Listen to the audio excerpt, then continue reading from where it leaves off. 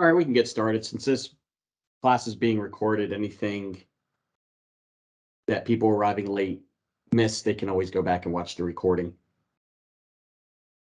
My name is Ron DePremio, and I'm going to be going through this class with you. This is the overview for the DeckMate 2. Just a couple things before we start. Keep your microphones muted. I will open it up to questions after I complete each section. I divide it up into sections, and I don't go too far ahead. Like I usually ask for questions after each thing I teach, each component. If you don't have any questions, you can just remain silent. When I ask for questions, I usually wait for about 10 seconds. If nobody asks a question, I move on. So that way you don't have to keep muting and unmuting your microphone to tell me you're fine. But by all means, if you have a question, when I open it up to questions, open up that microphone and ask away. Now, I'm not sure of your level of experience with this machine, if you have it on the floor or if you're getting it.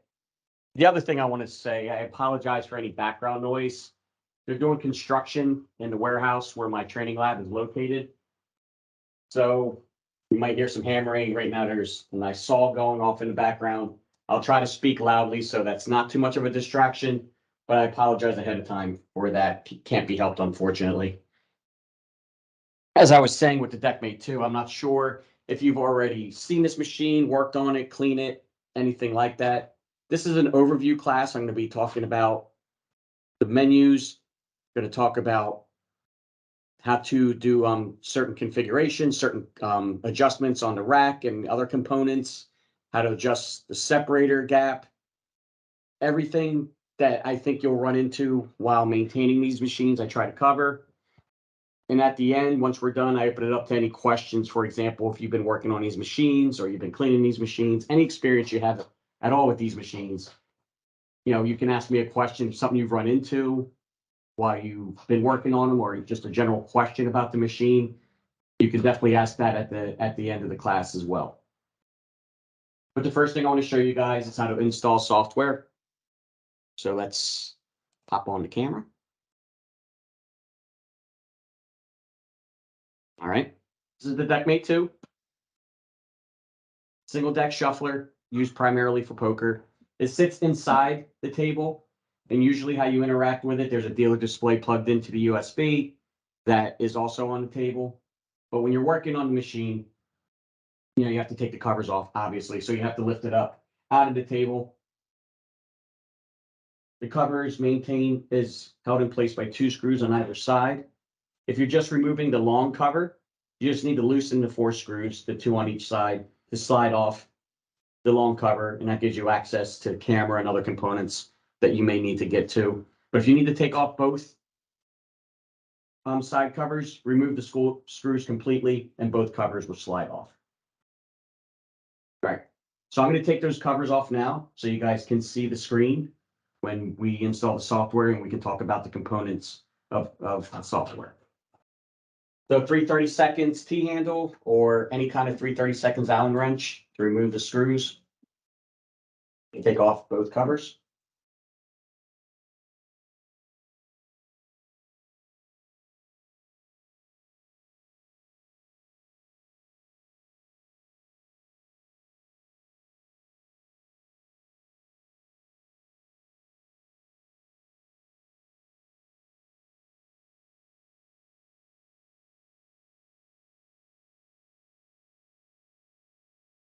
Just slide off, and we'll put them aside.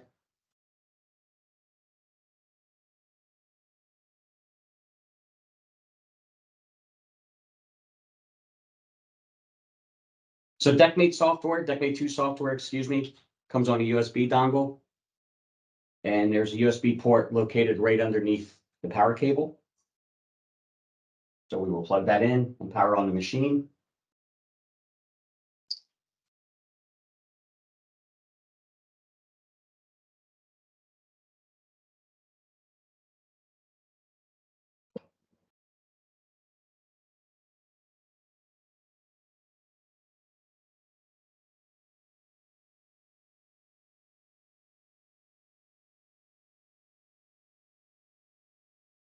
Takes around 30 seconds to boot into the software loading screen.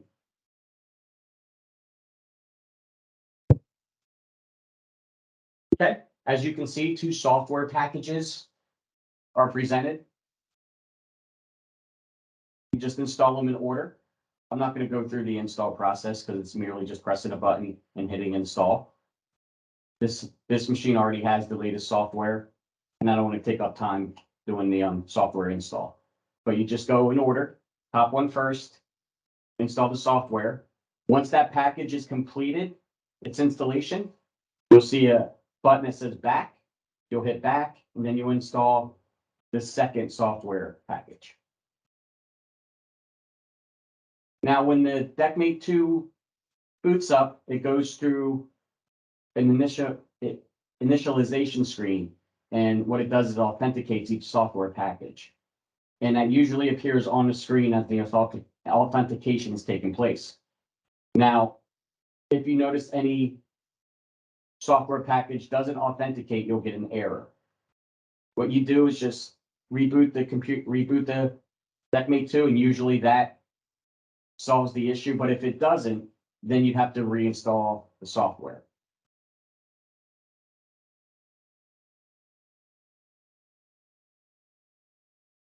I can show you what the screen looks like. We just want to, we'll just hit install because I want you guys to see. And it asks for the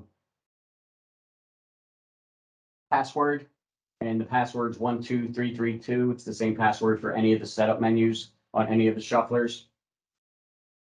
So if we were going to install this software, we would type in 12332 and then hit install. Then after install was complete, we hit the back button and we do the second package.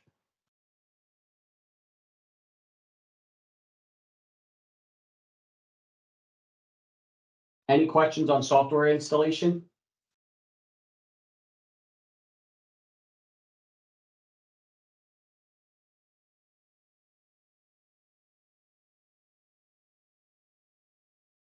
Right. I'm rebooting the machine. What we're going to do now is we're going to go through each of the menus.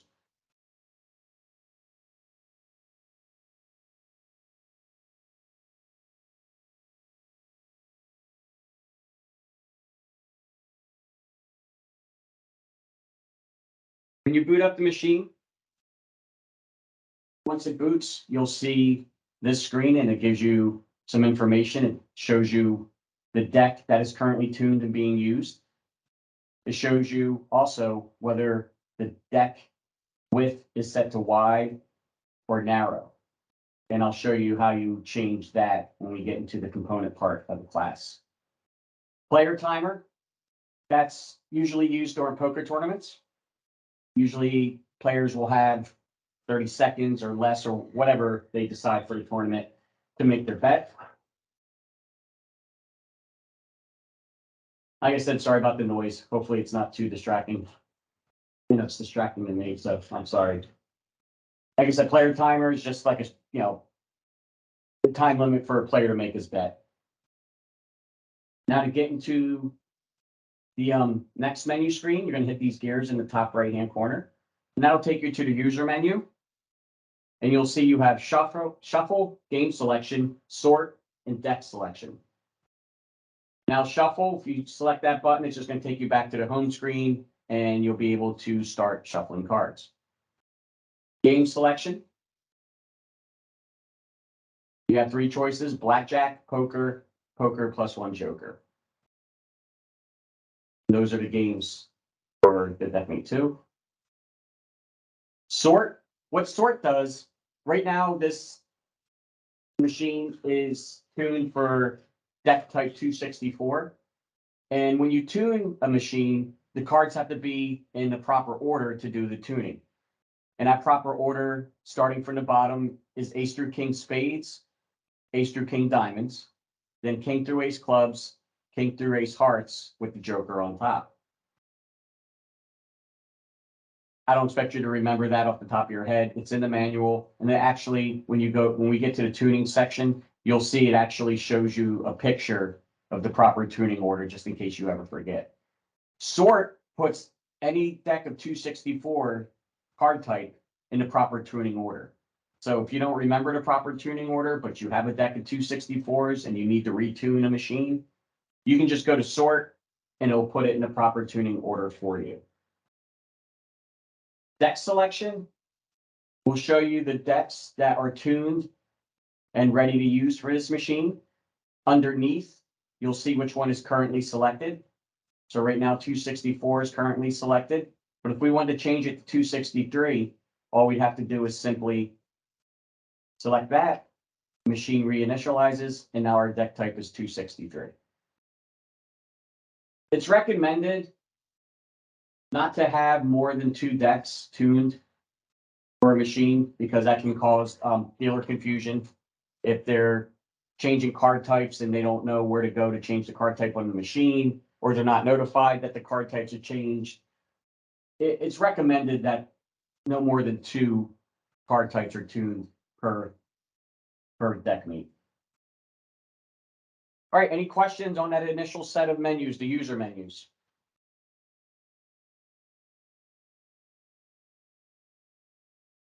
All right. So we'll hit this arrow here to get to our next section of menus, and they're called the maintenance menus. We have service menu, setup menu, data, card recognition, version, and your regulatory tools. Now, I believe you guys are in Canada. I'm not sure of the regulations in Canada. But if you select regulatory tools, we don't have that password. I just want to show you that menu real quick. So even if we put our own password in, at least here, I'm not sure of the rules in Canada. You'll see, it'll say wrong password. Only the regulators have that password.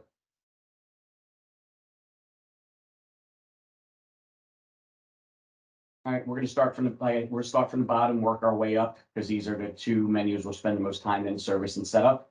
Version, if you select that, it gives you all the software versions for the software packages. So, sorry, I didn't hit the camera. So for example, if you ever needed to call our tech support for any reason, or if you called me and you're having an issue with a DeckMate 2, I may ask you, hey, could you just tell me the software version you're running so I can check that against any known issues if there are any. And this is where you would go to find that version.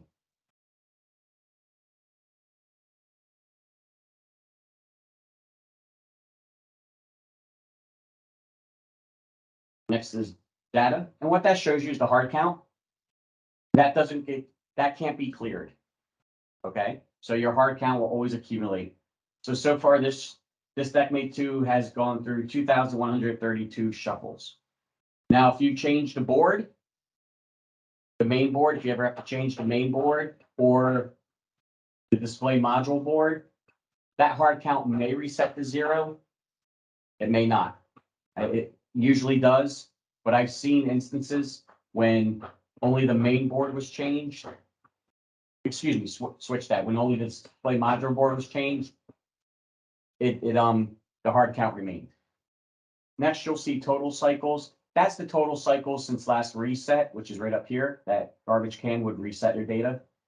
Failed cycles is how many times it didn't complete proper shuffle, and past cycles is obviously 6 proper shuffles that completed the process. So if we were to just erase those, you just got to hit the little garbage can, and it actually asks you for the password, so that way you don't accidentally erase those counts if you don't want to erase them. So we'll erase them because this is just a practice machine. So I put in the passcode 12332, hit enter. Now everything is zeroed out. Okay, the next 3 menus, we're going to spend a little time in and discuss some things in detail. So before we get to card recognition, setup, and service, any questions on these 3 other menus before we move forward?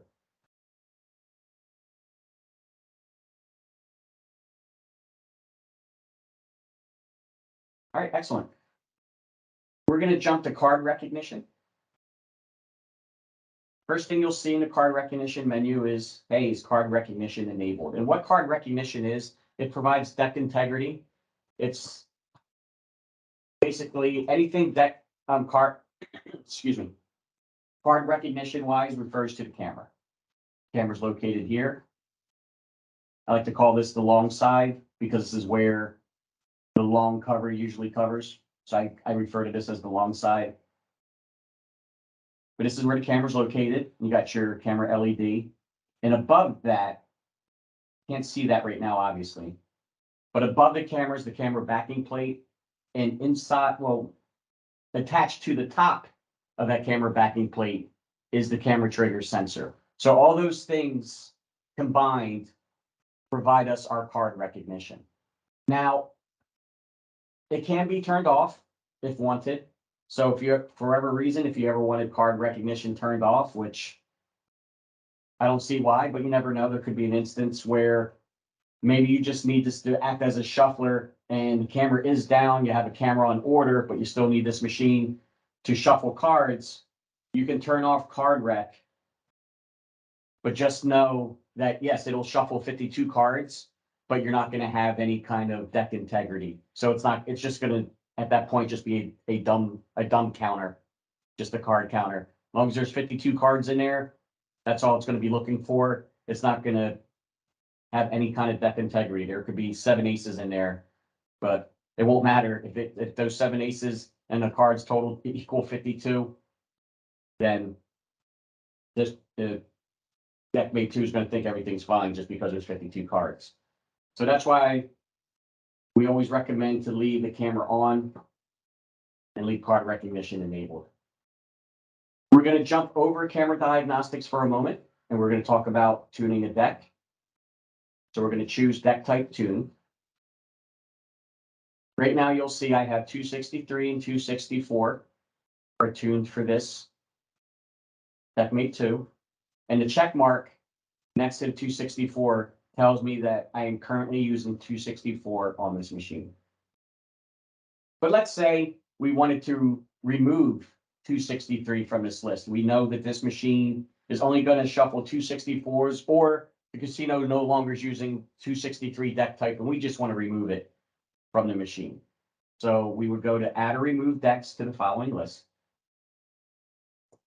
So this is the same procedure if you're adding or removing. You can search it by hitting this microphone, magnifying glass, or you can scroll through. This is a numeric order, so if you know your deck type 263, you can just scroll through every menu until you get to 263, or you can search it.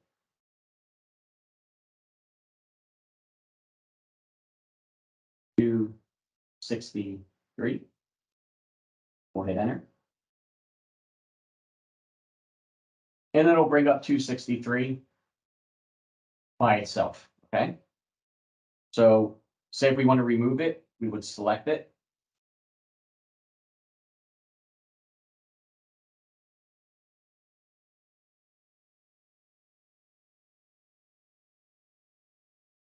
And now we will remove 263 from the menu. So we'll do that. Now you'll see it's gone. Now, if we wanted to add that deck back in, this is how we would tune it and add it to the list. We go back. So 263s are being used again. So we need to retune 263s to this machine. We would go back and search 263.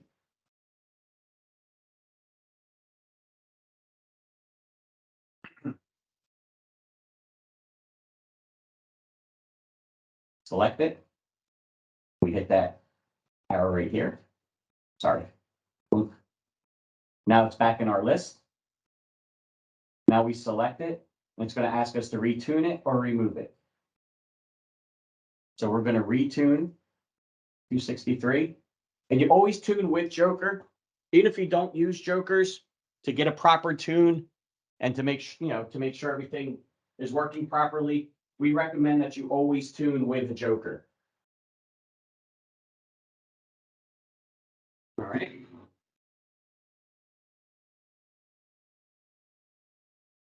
So I'm going to select tune with Joker. And as you can see, the proper tuning order appears before we place the deck inside the machine. All right. So top present.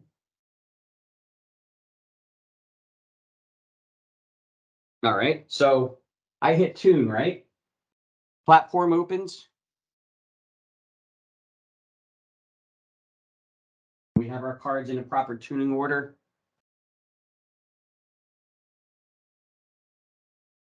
Joker on top. We place the cards in the top.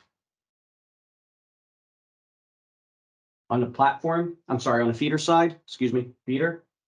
And then we hit the green button on top of the machine to start the tuning process. Now, there is a possibility that this tune could fail, and the reason why, I have my covers off. So there's going to be more ambient light coming in. So that could throw off the tune. You should always tune with the covers on. Always tune with how the machine is going to be used on the table. And obviously, the covers are going to be on. But for the sake of this class, so we can show the procedure, we'll leave the covers off and then we go through our images.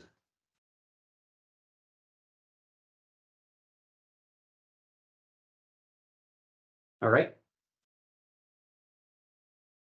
Our tune is complete.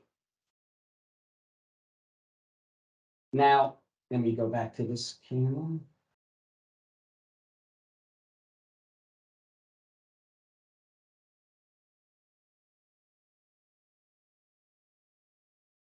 Now, my tune is successful, right? But this DeckMate 2 that I have right now, right now, what should happen after tune is complete? The screen should say tune complete. Do you want to select 263 as your card type?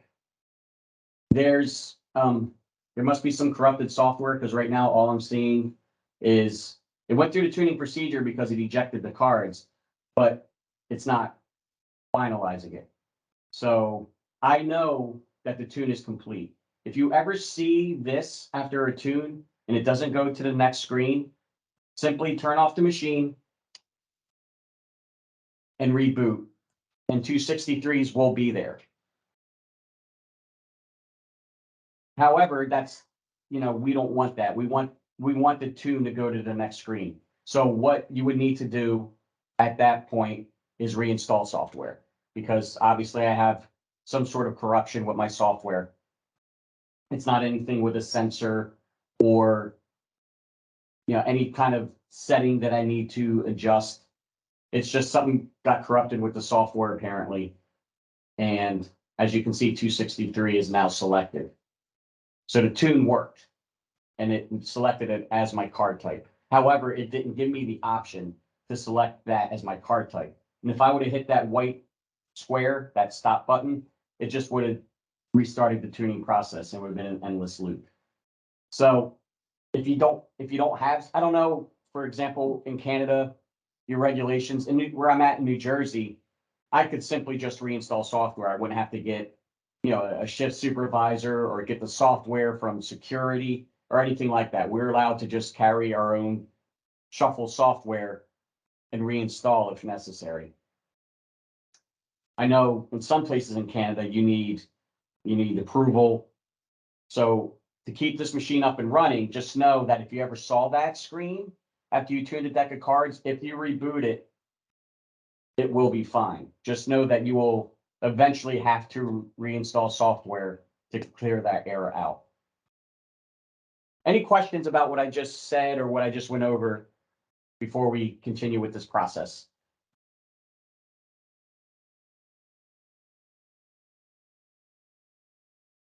Good. Glad that made sense to you guys. Awesome.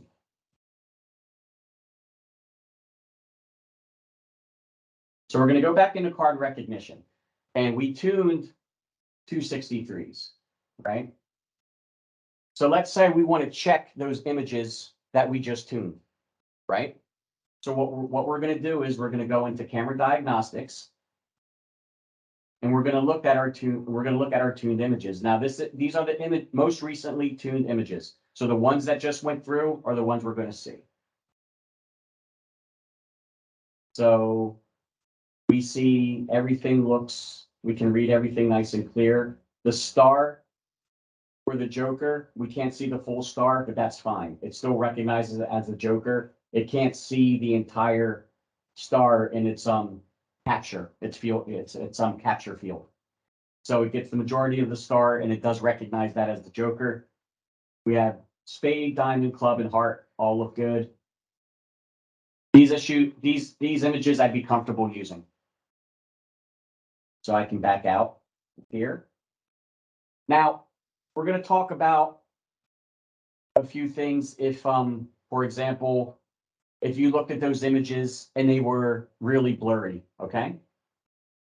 And you need to diagnose why those images are blurry. Obviously, the first thing we're going to look at is the camera. So in order to check the camera, we can go to live view. And what that does, it puts the DeckMate 2 in a state of a live view with the camera. So right now we can see what the camera sees, which is the backing plate, the roller right next to it. That looks pretty good, but we're going to slide a card into the machine.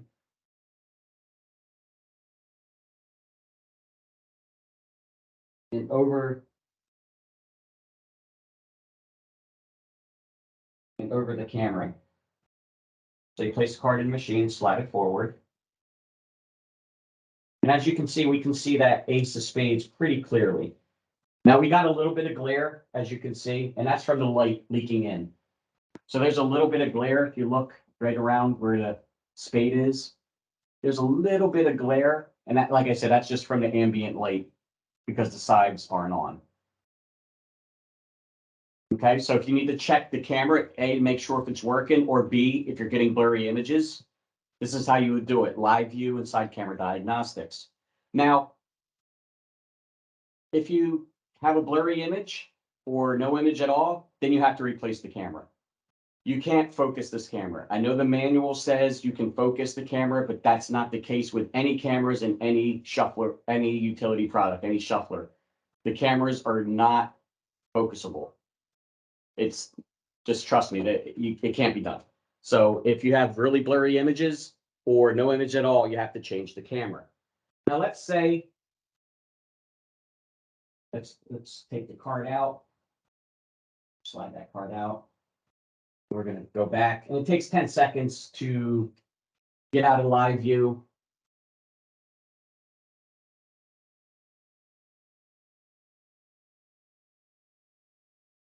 All right. So let's say we're viewing our images and they look really dark. Okay. You can't really see them. They're really dark. The next thing we're going to want to check. The next thing we're going to want to check is this LED bar right here. We're going to check that to see if there's any lights out, flickering, or dim. Even if only one of these little green LEDs are dim, you have to change that LED bar because that can cause misreads or cause bad images.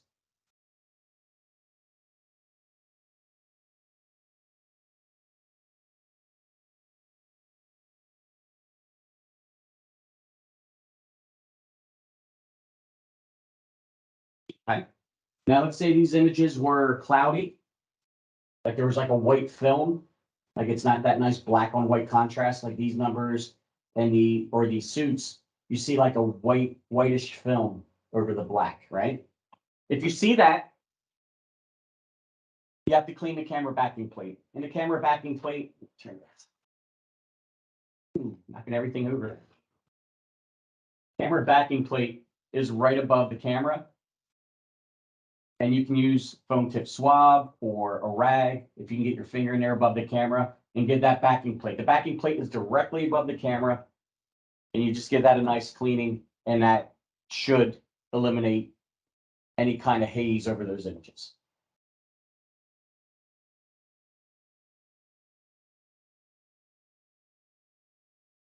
All right. So if you have any error images, they'll show up here. We don't have any. So here we go. It's saying that Jack is an error image, even though you can see that Jack and heart really well. This happened January 16th of 2020. So these are old images. Anytime you tune a deck or retune a deck, clear your error images. And it also show you the last card that went through the machine. And that's not good. Obviously, we saw it fine because we have our tuned images, but this is the camera diagnostics. Any questions on the card recognition menu? Or tuning cards, or what to look for if the tune doesn't go the way it should, and you have some crooked images or blurry images. If you have crooked images, you're going to want to look at your separator block, your brake roller, whatever you want to call it. And we're going to talk about how to adjust that later on in class. But for now, any questions about the card recognition menu?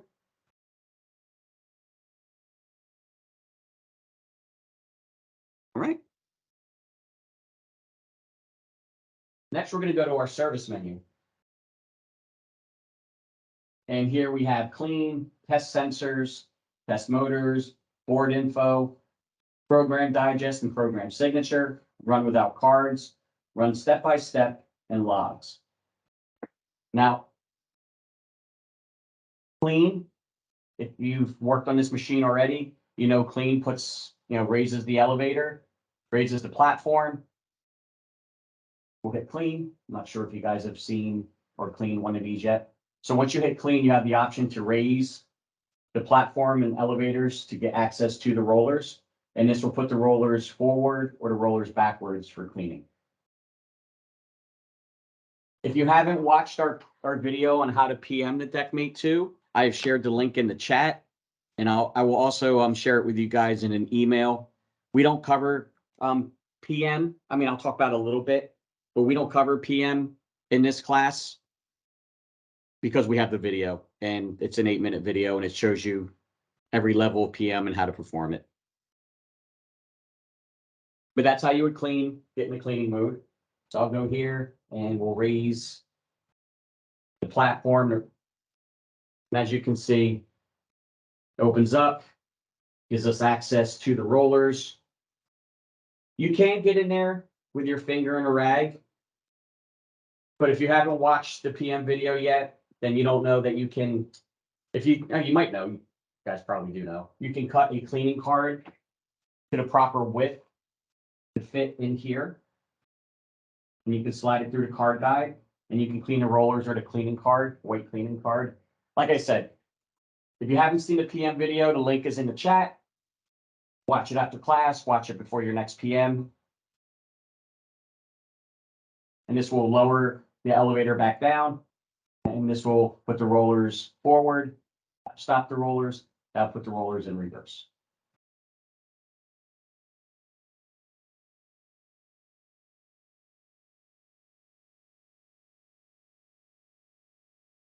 Test sensors. Now, we're going to talk about the sensors, where they're located, and what to look for if the sensor isn't working properly. And I'll talk about behaviors you can see.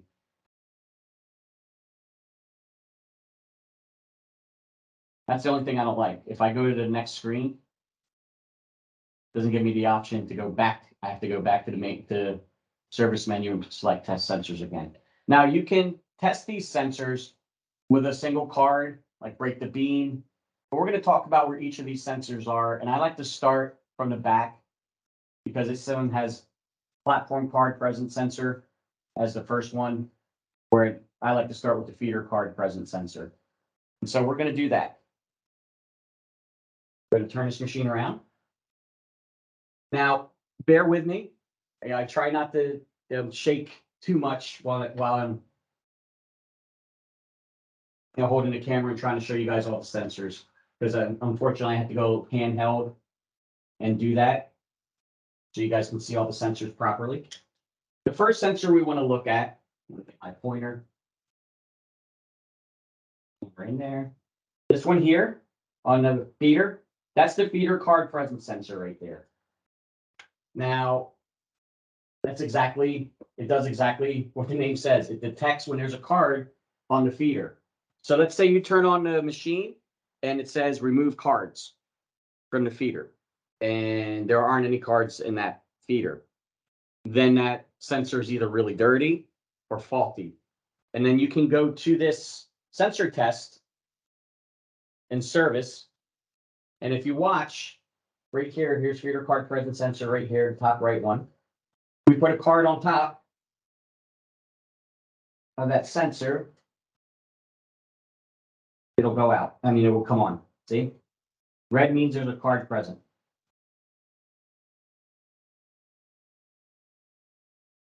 Okay. As you can see, feeder card out is starting to shine red because I'm pushing it through the machine. And feeder card. Now, before we go to the feeder card, let me one other thing. You may get an error when you put cards in the feeder, okay? And it'll still doesn't detect them. It'll say load cards, and there's cards in the machine. It may not be detecting them. That's when you're going to want to look at that feeder card present sensor, make sure it's seated properly, plugged in, do the test with the card to see if it's detecting it. And if not, you're going to want to replace that sensor. So far, so good? All right, cool.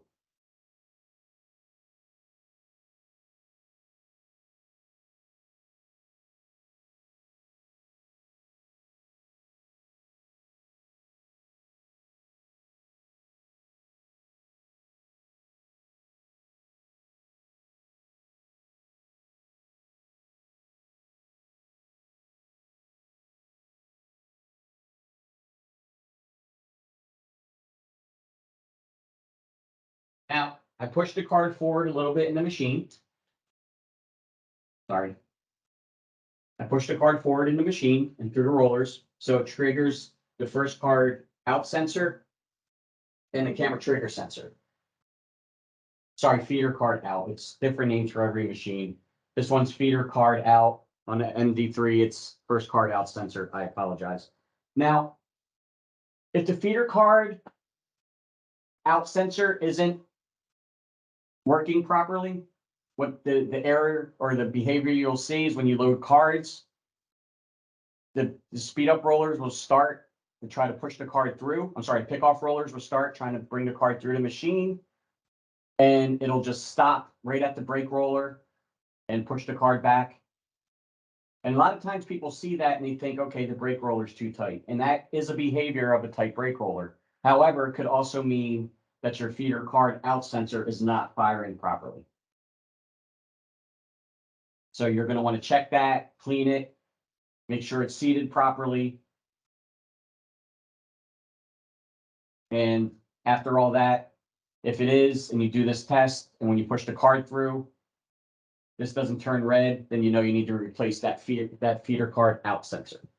Camera trigger sensor is the next one in line, and that's located. Oh, I didn't show you where feeder card out sensor is located. Sorry about that. It's kind of hard to see inside the machine. Let me pull this back.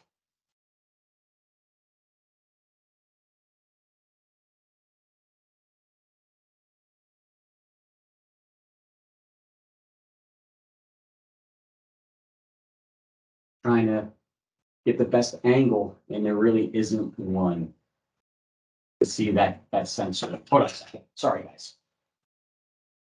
This is the one thing with this class, like being able to show you guys each sensor. Sometimes there's just things blocking and you can't see. I might be better off just showing you the diagram in the manual where the first card out sensor is. So give me 1 second. I'm going to bring up the manual. And I'll show you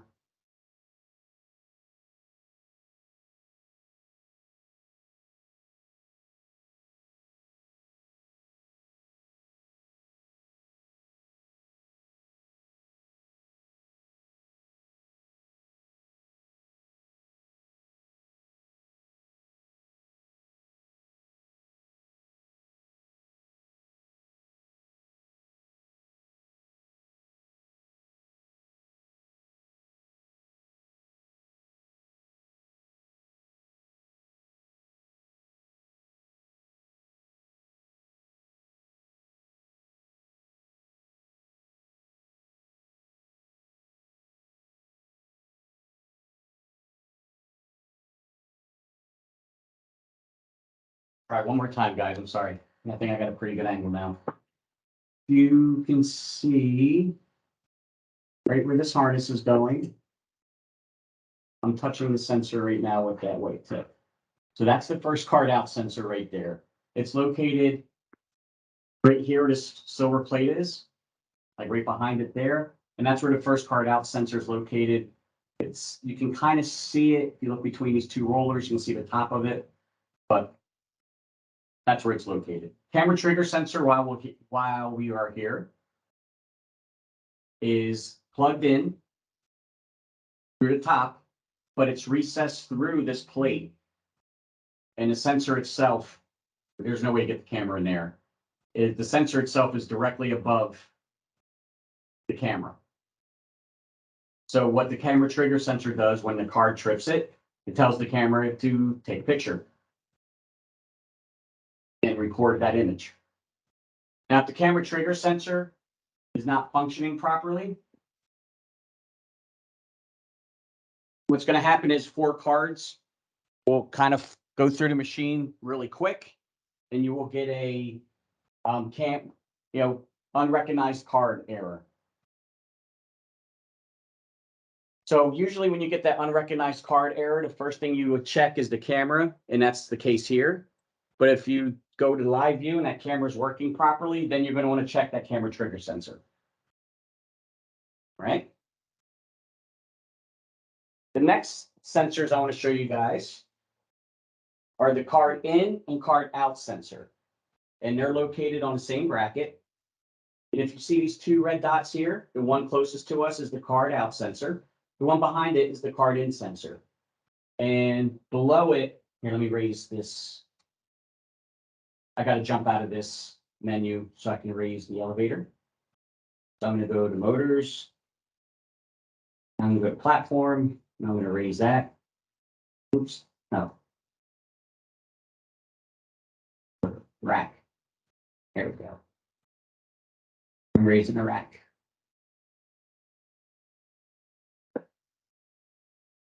This way I can show you guys where at least the bottom half of that. All right, here we go. Right here, that's the other end of that sensor. There's 2 sensors on.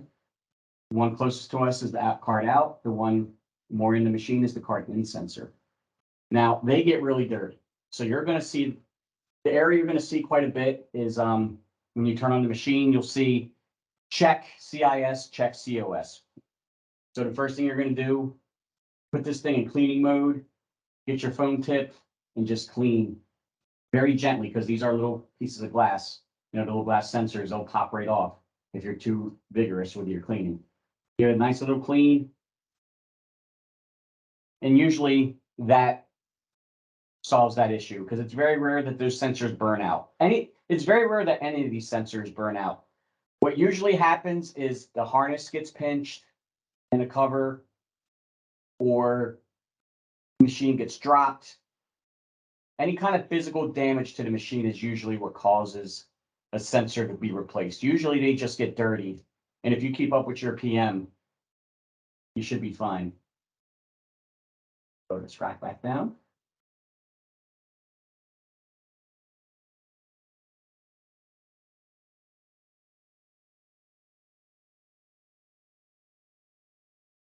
Platform 2.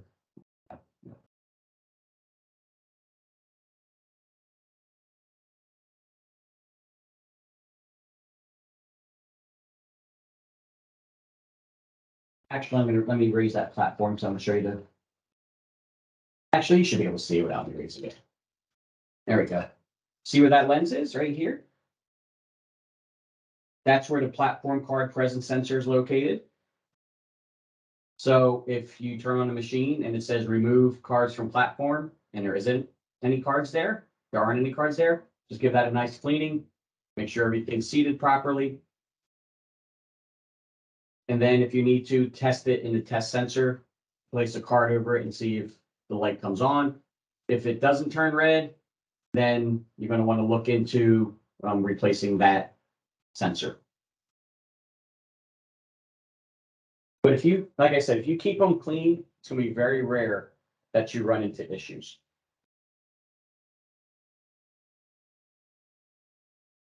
Test motors.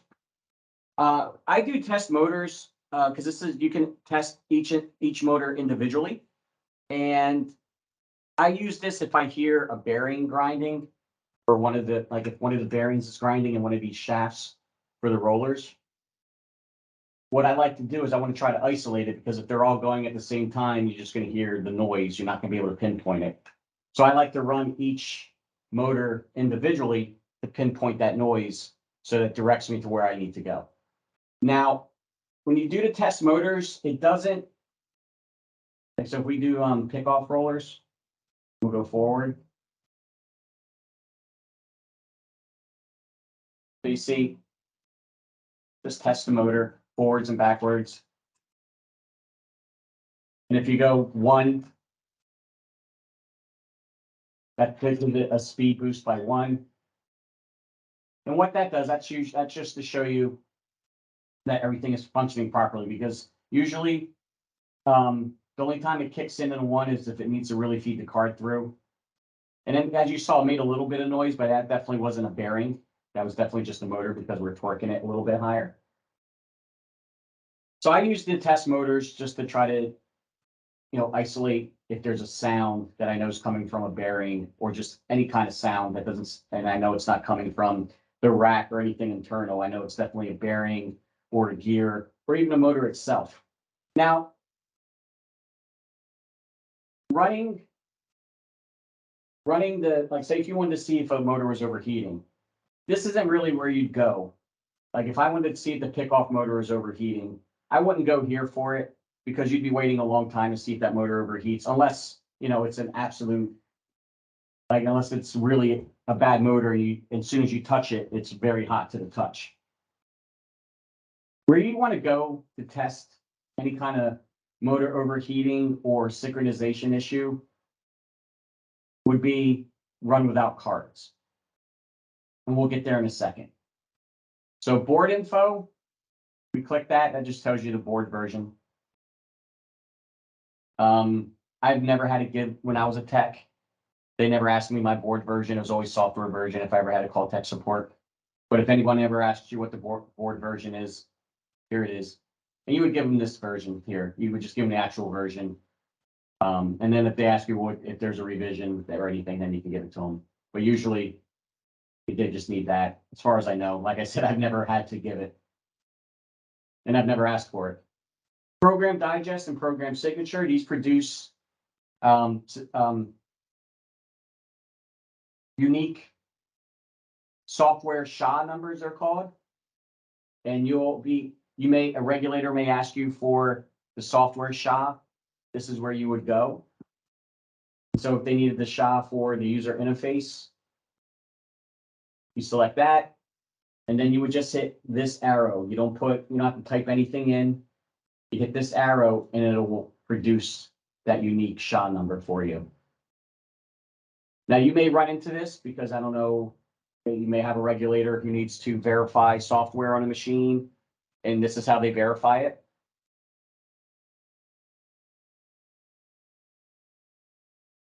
Program signature, same, hit enter. They keep changing which each one is. I'm pretty sure the program signature would be the one you would need for the SHA number. But we're gonna just make sure.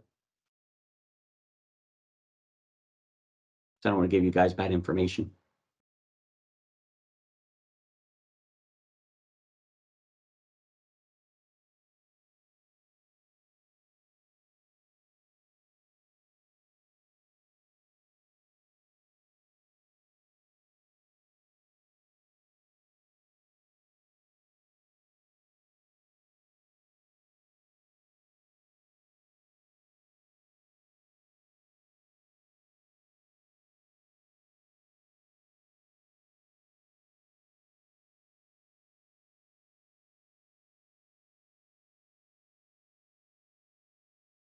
Okay.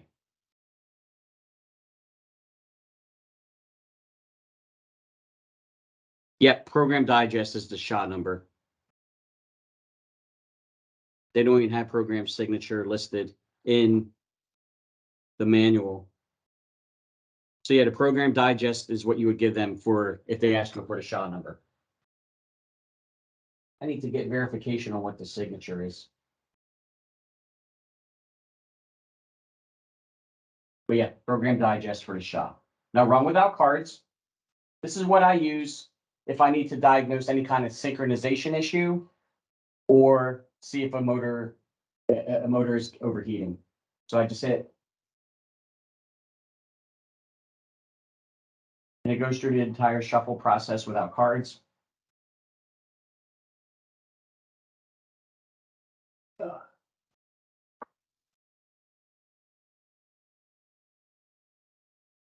I had the door propped open, that's why there was an error.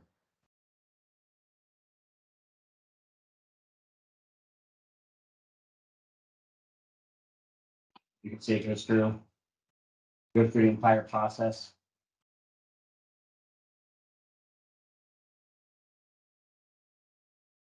So you would look to see if there's any synchronization issues with the rack, making sure the rack looks like it's stepping properly up and down. It's not like jerking. It's like doing its normal step. It's not like swinging hard up and down either way. And then after this, I would, like if I was worried about an motor overheating, I can just simply see, by touch, whether or not I have an issue with the motor overheating.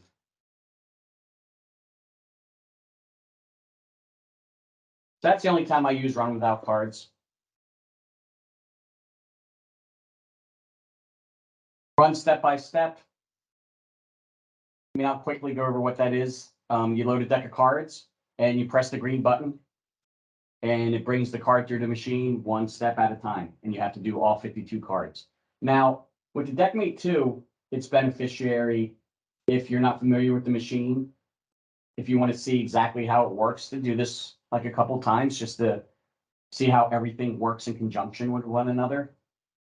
It's not really that helpful as a diagnostic tool. The only thing I would is perhaps maybe if you're getting some card jams before they enter the rack. If you run step by step, you can see where the card is getting jammed. So that's beneficial if you're experiencing mangled cards, like if you're going on the floor and you have dealers or supervisors, pit bosses, whomever, telling you that, hey, this machine's eating cards, it's mangling cards. You can run step by step to see how the cards are entering the rack and seeing if that's where the issue is. And most of the time, if cards are getting mangled, you're going to have to do some rack adjustments. And that's a whole section of class we'll get to shortly. Most of the issues you'll have with this machine occur in this area with the rack and the unloader and the packer. And we'll talk about each of those when we get into setup because there's a calibration for each that are very helpful.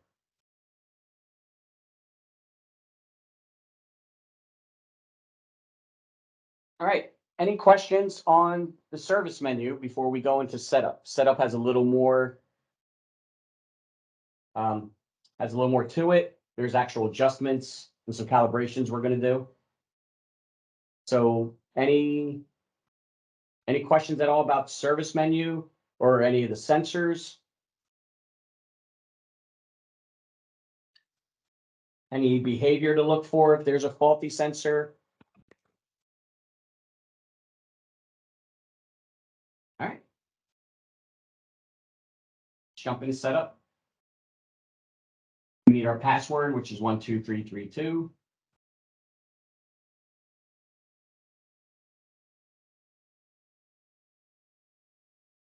Change time.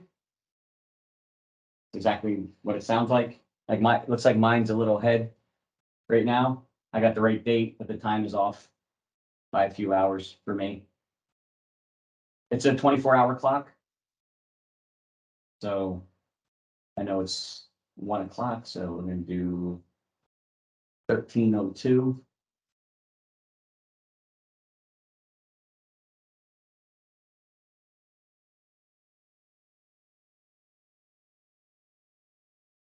Now, the reason why it's important to make sure the date and time are accurate, like I said, I'm not sure in Canada what you use these machines for, if there's a lot of poker tournaments or anything like that. But let's say there was some sort of dispute with a player and regulators came in or anything like that, and they pulled the records and the machine has the wrong date and time, that could be cause for them to open up an investigation, or if this was on a progressive table, which it wouldn't be, but if it was a progressive shuffler like an ideal or ideal plus being on a progressive table, then it could cause issues. It's always good just to make sure that the date and time are correct.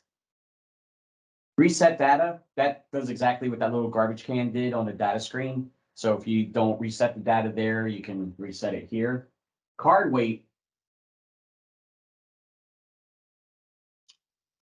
that is a little high. I don't know how that happened. So we're going to talk about card weight and card weight steps and when to use it.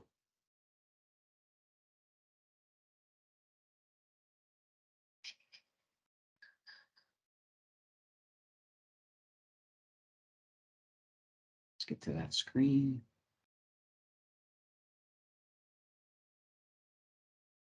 Because card weight normally is 12.5.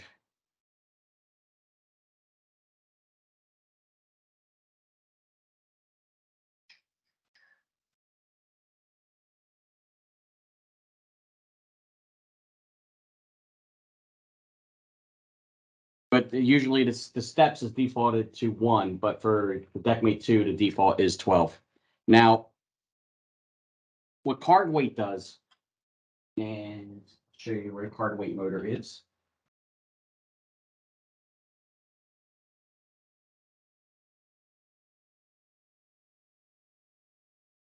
Well, not card weight motor, but what card weight does, it's best I'll show you here, sorry.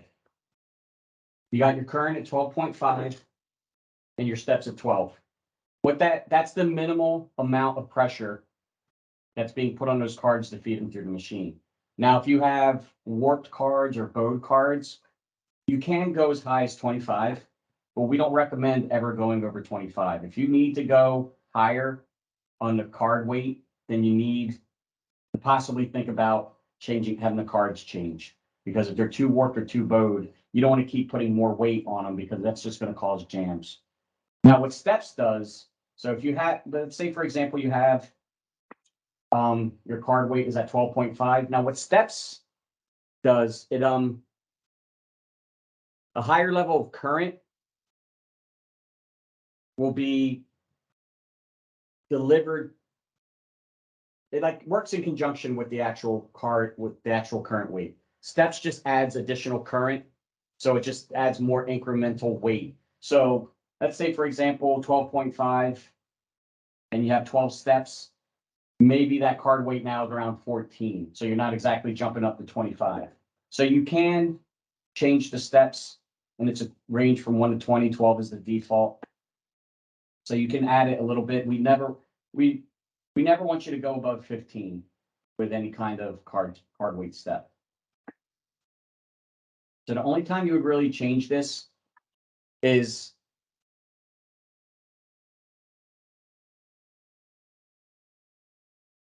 if the cards are really bowed or warped. But 12.5 and 12 are the defaults, and we want to try to leave them there as long as we can.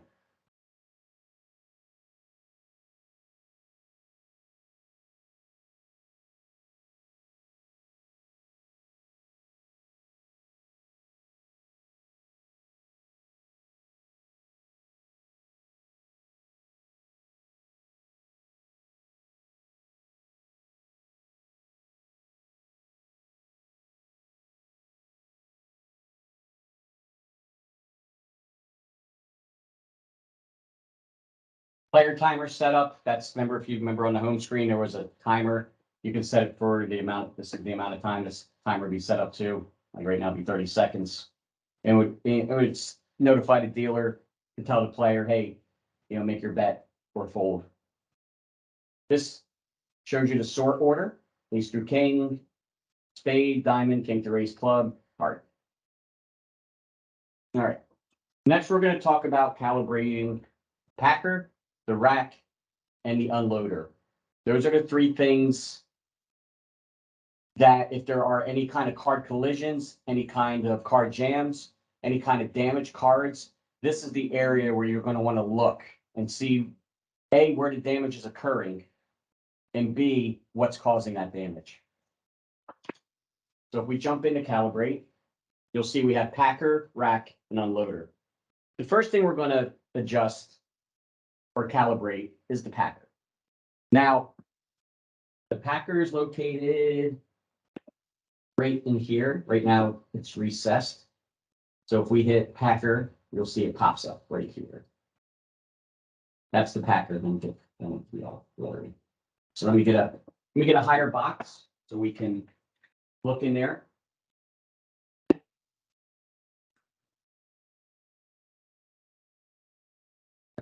So.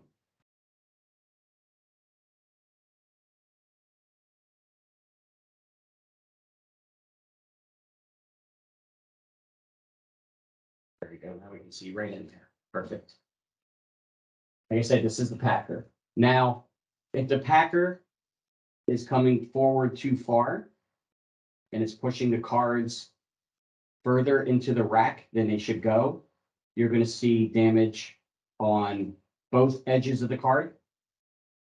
Now, if the packer's not coming all the way through and it's not pushing the cards all the way into the rack, it's stopping short of where its home position should be, then cards are going to be are going to be sticking out of the rack, and that back edge of the card is going to be damaged because it's going to be trying to go up and down, and it's going to be getting ripped and pinned and just kind of shredded on the machinery because it's not pushed in the rack all the way. So let's say we noticed the behavior, we noticed that we need to calibrate the packer. How do we do that? Well, you need a straight edge. For this example, I'm going to use this pink shim so it's easy to see. So we have packer. I'm going to turn it to the side. And what we want is we want that packer.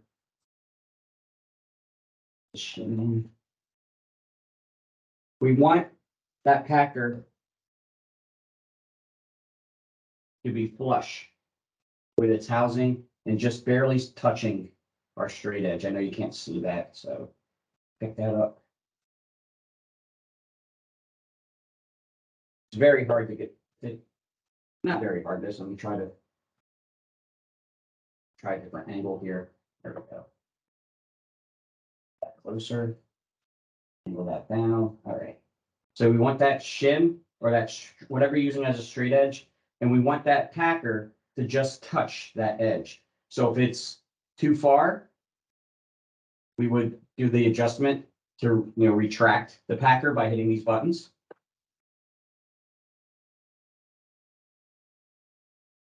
So now I'm moving it back. So now it's too far back.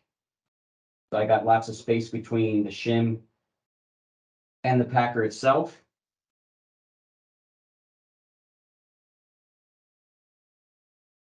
So now we're going to want to bring that more forward so that white packer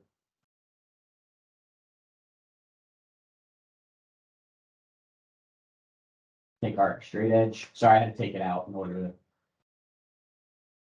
to get a third hand on this.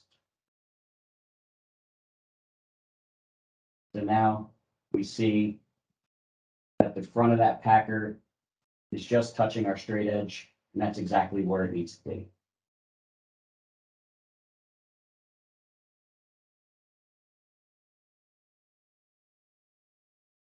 So once again, the packer, this white piece of plastic, for lack of a better term, is between the card guides. Make sure that the front edge of it is parallel.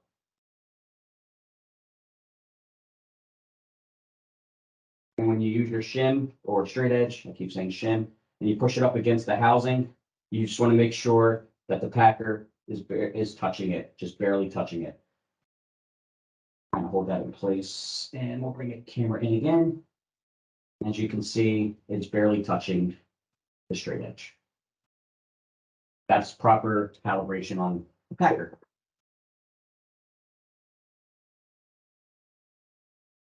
And now we'll go back. The next thing we're going to calibrate is the rack. It'll tell you load one card. So we have to take a card, we load it on the feeder, and we press our green button, the arrow. And what it does, it feeds the card forward.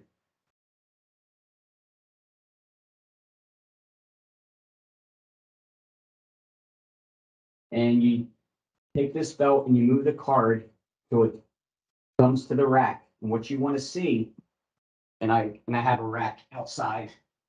It's very hard to see the visual. But what you want is when you move that card forward, this is a rack out of another machine. When you move that rack forward, for the calibration, the card needs to be hitting directly on the fin on each side. So the card should be hitting flush. It shouldn't be hitting above these fins or below these fins. It should be meeting it straight on. If it isn't, then you need to move the rack up and down until that happens with the card hitting the fin flush. There's also a good picture of it in the manual. I'll bring that up.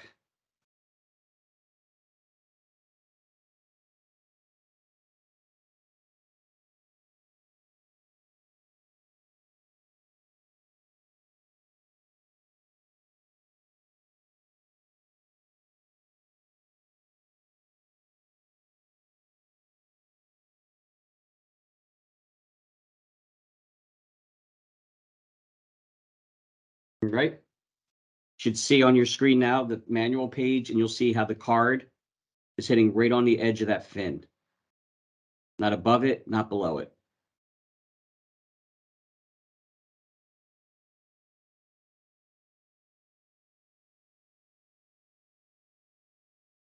Let's try that again. It didn't share. Sorry. There we go. Now you should see it. There we go. Sorry about that. If I'm saying something and you don't see what I'm saying, please speak up. I'm sorry about that. Be like, hey, dummy, we can't see it. Here we go. So you see the card will hit directly on that fin on both sides. Right? That's a better visual than what I can show you holding the camera and trying to bring that card forward with belts in the way. So that's what you want to look for when you're calibrating the rack. When you slide that card forward, it's hitting directly on that fin.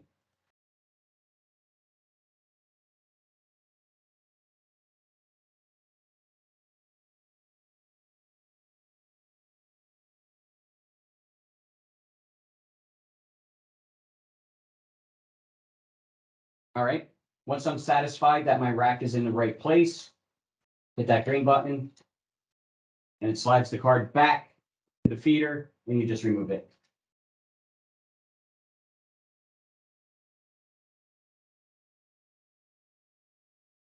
Now, the last calibration in this menu is the unloader. So the unloader is this big piece of plastic here, this plastic arm here, and that pushes the cards out of the rack and onto the platform. Now, this one's a little easier to see, but what you want is you want that unloader to just be barely touching your flat edge. And you hold it up against the packer housing. Now, if you look, this one looks like I could move it up a little bit because it's not quite touching my straight edge here. I move it up. You can see the unloader here. you can see there's a discernible gap. I'm trying to turn this belt in the way. Try to push that out of the way. There is a gap between my straight edge and the unloader. So I'm going to want to bring that up just a little bit. You do that by using these buttons. I'm going to bring it forward just a little bit.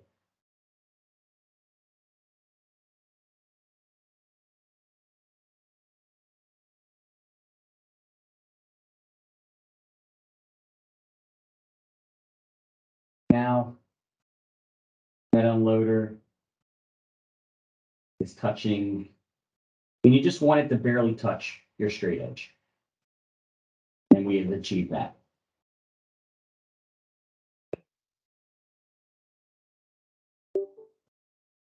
Now, when you need to calibrate the rack, let's say, for example, here's the rack, and you have cards that are kind of coming in misaligned. That could be two things. It could be either the calibration is off, or actually three things. Calibration's off, your rack isn't square, or your card guides are crooked. And we're going to go over the adjustments for all three of those in just a minute. So, and also you'll see damage on the front edge of the card when it's going in. So it's hitting the fin or it's hitting other cards, you're getting constant collisions and it's damaging the front edge of the card. That's when you know you need to start with the rack, start calibrating the rack. Now, unloader is more of a visual. If the unloader isn't pushing the cards all the way out of the rack, then you're going to see them physically not be all the way on the platform. So when the platform raises, the cards are going to get jammed up and bent and ripped.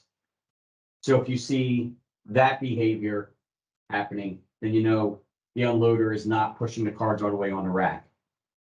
Now, if it's pushing the cards too far on the rack and they're slamming up against the back of the platform, you could see some damage on the card as well on both sides because it's pinning the cards and pinching them on the platform. So anytime you're seeing edge damage on the cards, you're really going to want to go to these calibrations and make sure all three are calibrated properly. Now, if you calibrate them properly and you're still getting collisions, you're still getting some bent edges, that's when you're going to start looking into the squaring of the rack, squaring up the card guides, things of that nature. And we're going to show that. I'm going to show you that in a couple minutes.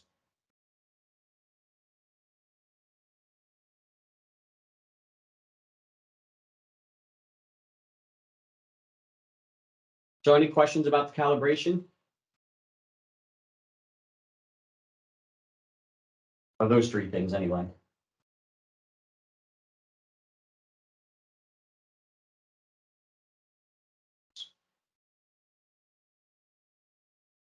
Network setup, if this is going on a quartz table or an I table or anything like that, then there's a network setup that's covered in a separate class under table games class. Old serial number, new serial number, they should be the same and they should match what's engraved on the machine. And Shuffle Flex, I don't know if Shuffle Flex is available in Canada. It may be, I'm not 100% sure, but what it is if your casino doesn't buy the shufflers, they can lease them and then they pay per shuffle. And that's what Shuffle Flex is. It's a modem that transmits the daily shuffles to our server for billing.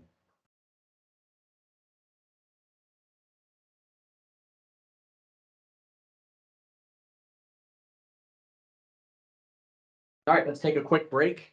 Take a quick bathroom break, get a drink, stretch your legs, whatever. It's 1:20 my time. I think that's 10:20 for you guys. So why don't we say bottom of the hour, 1:30 for me, 10:30 for you, and we'll get into the rack adjustments and the card guide adjustments and the platform belt adjustment. We'll do those next. Okay, the next adjustment I want to show you guys are the linear card guides.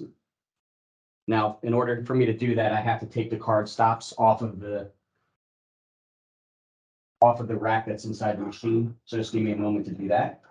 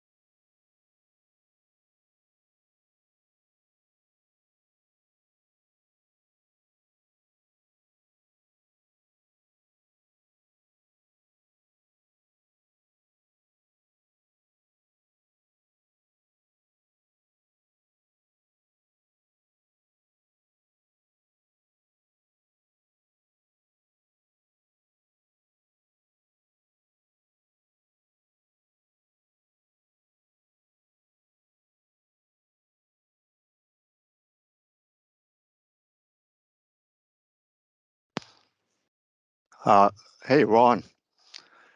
I got a question there. So the card type 264 or 263, are those considered wide card or narrow cards? Why? Wide, eh? Okay, thank you. You're welcome. And the only reason I know that is because those are the card types I'm using. I normally wouldn't know off the top of my head. I'd have to look it up for you, but you happen to ask about ones that I've been using, so. So once again, we'll double back to the rack stuff. Sorry about that. I wish I would have noticed sooner. Great, so we'll pull that out. Now, what we're gonna check now, if sometimes it's getting here, these card guides, these are the card guides right here on either side. I gotta get more light in there. Right here. Right here are card guides, and that should be wide enough for one card to fit through.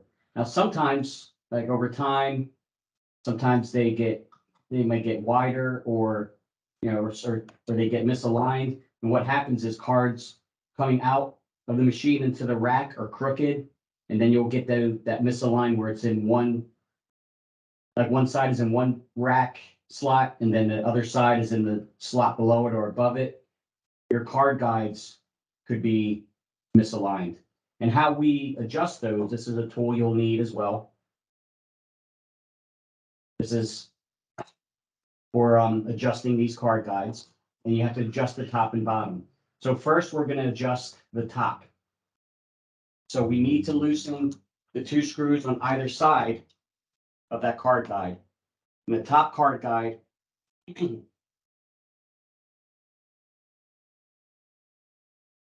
top card guide is right there, these two screws here. Now you want to be very careful. These screws that screw into the card guides right here. Sorry, right here. They strip out very easy, not the screws themselves, but the actual card guide. So if you ever have to adjust these, you just do them to their like hand tight. Don't over torque.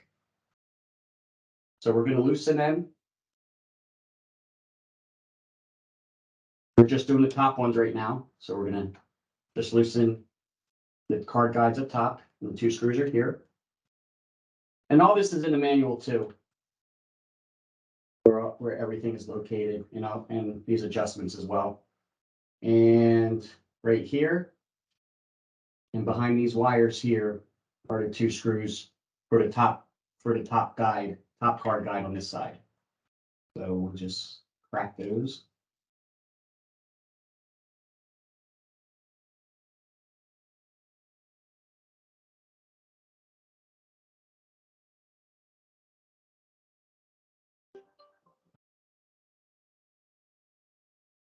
So now what we want to do is this gauge, this card guide gauge, this flat piece of metal, but it's tapered at the end. We're going to slide the taper end in first. And we're going to slide it into one of the top slots to the card rack. And then we're going to line it up, and we're going to slide it into the card guides. And we're just going to slide it till it can't go anymore. So you want that tapered end up top, and you slide it in until you can't slide it any further. You slide it in slow. You don't want to jam it in there. So now, with that card guide, with that gauge inside the card guides, we have it slid in as far as it can go. We're now going to tighten those 4 screws we just loosened. Now, as I said, you don't want to over torque. You just want to do them hand tight, because the card guides, the plastic will strip. And then you have to replace the card guides. Okay. So with those 4 screws tight,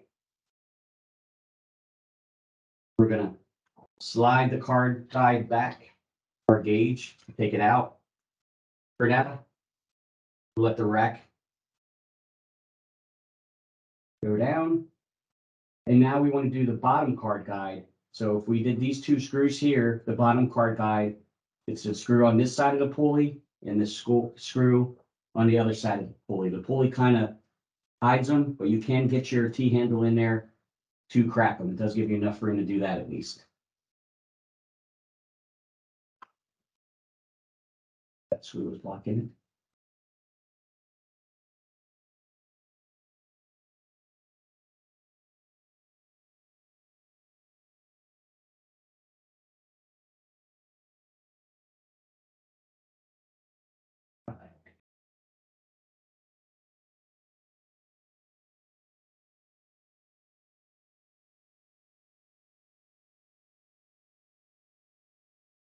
So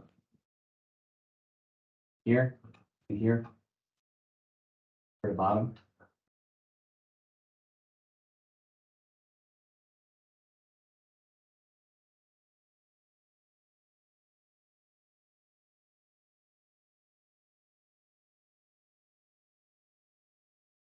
So for the bottom guide on this side, screws here and right here. On the other side of those wires. Now we're going to turn this around and we're going to raise the rack with our hand. And once again, with the tapered edge up, up top. We're going to go in the bottom rack, the bottom fin. We're going to line it up with the card guides. And push it through. We can't push it anymore inside the guide. And once it's inside the guide, we're going to tighten those bottom screws.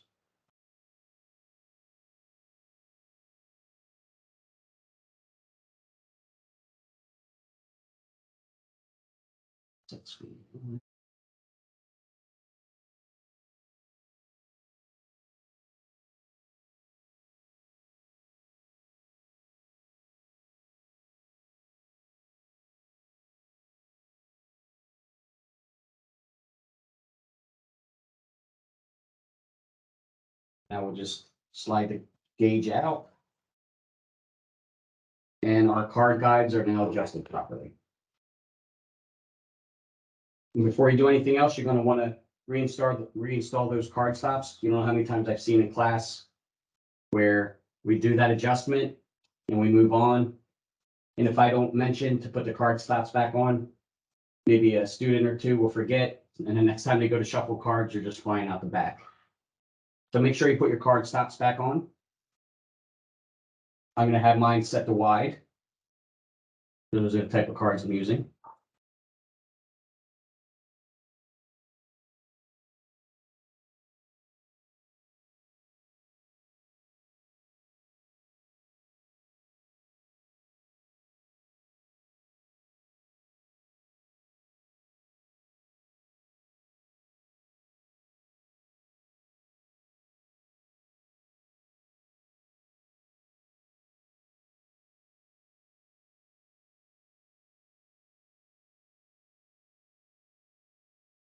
Then after this, I'm going to circle back and go over the rack again because I didn't realize I had the wrong video on.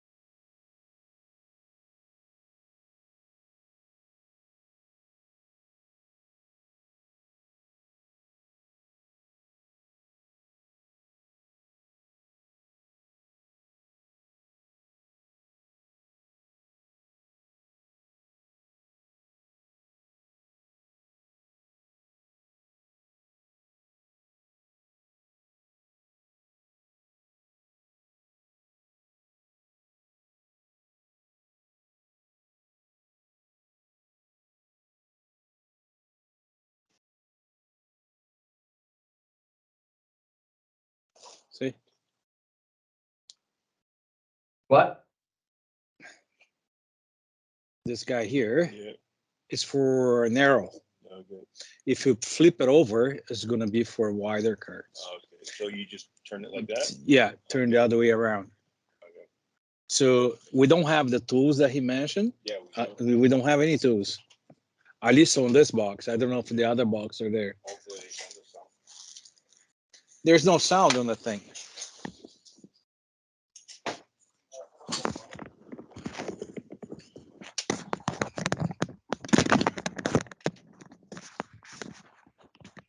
You have any sound in there?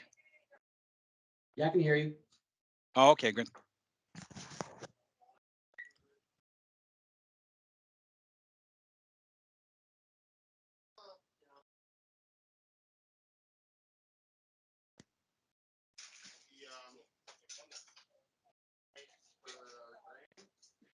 All right, now we're gonna talk about the rack squaring again. Since I had the wrong camera on.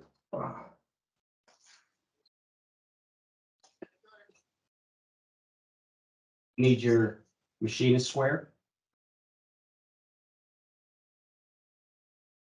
You gotta make sure your rack is all the way down in the down position, as far as you can go down. And you wanna put the thicker side against the linear guide. The linear guide is this piece of metal here with the holes. That's the linear guide. So we're gonna slide that up against it. And we're gonna wanna see if there's any gaps between the top of the machinist square and the top of the rack. There aren't any, so that would be good. But for the sake of class, I'm gonna show you guys how to square it. So you have to remove it from the machine. So the rack has to be in its lowest possible point in the machine. So the screws line up with the removal holes. And you remove those 4 screws. And then the rack will come out. I've already removed a rack or have a rack from another machine. Save time. And then what you would do is you would loosen the 4 screws on top and the 4 screws on the bottom. You just have to crack them. You don't have to loosen them too much, just a crack will do. And that'll loosen this rack. And then you set it on a flat surface, top of the shuffler would work fine. And you place your machinist square on top. And you'd see where the gaps are, and then you would simply squeeze the rack, maneuver the rack until there isn't any visible gap between the machinist square and the rack itself. And then you would tighten those 4 screws. Then you would turn it over. And you perform the same process with the bottom now. And then tighten those 4 screws.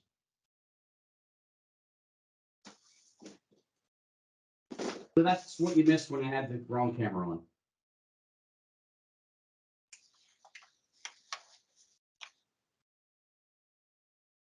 And you would adjust the rack, like I said, if you have cards and you do the calibration inside the setup menu. But when cards are coming in, when you do the calibration, you can't get it to hit the fin directly. No matter how much you adjust it, it always goes up or above it. Try to get that. See these fins here? The edge of the card has to hit directly on the fin on either side in the calibration. If you can't get that achieved, or when the cards are going into the machine, like they're going like cockeyed, like they're not going in the same rack across from one another. So if you see that behavior, cards getting pushed in like that, your rack could be out of square. Or those card guides I just showed you, they could be the culprit as well.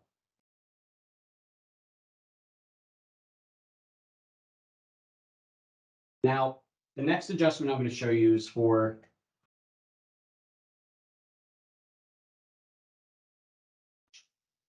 Sorry, Ron, can I just quickly jump in about tools? You said that we should get 3 tools. I guess one is machinist square.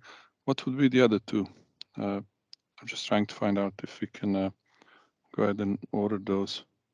Gauge I showed you for the card guide. Card guide? And the other one I haven't gotten to yet. I'm getting to it now. It's for the belt. Okay. Gauge belt tensioner. Okay. Thanks. You're welcome. So that's what we're gonna do next is that adjustment, and that's for this belt here. That's covered in the PM video, but I'm also gonna show you. The first thing we have to do, however, is we have to take off the bottom cover, because that's where the adjustment screw is located. So the bottom cover, it's just 2 screws on either side. You don't have to remove them, you just have to loosen them. And then the bottom cover will slide off.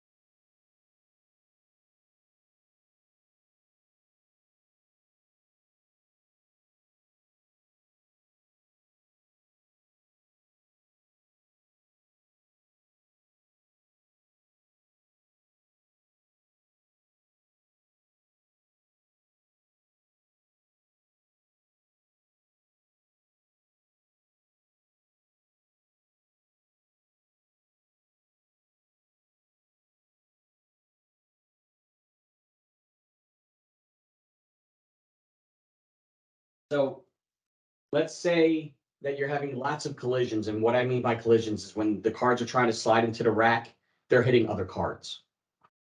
Now that could be the rack is out of calibration. It could mean the rack is out of square, or it could mean that this belt here, the rack is out of adjustment for the belt. And how we check that is with this gauge that I just showed you.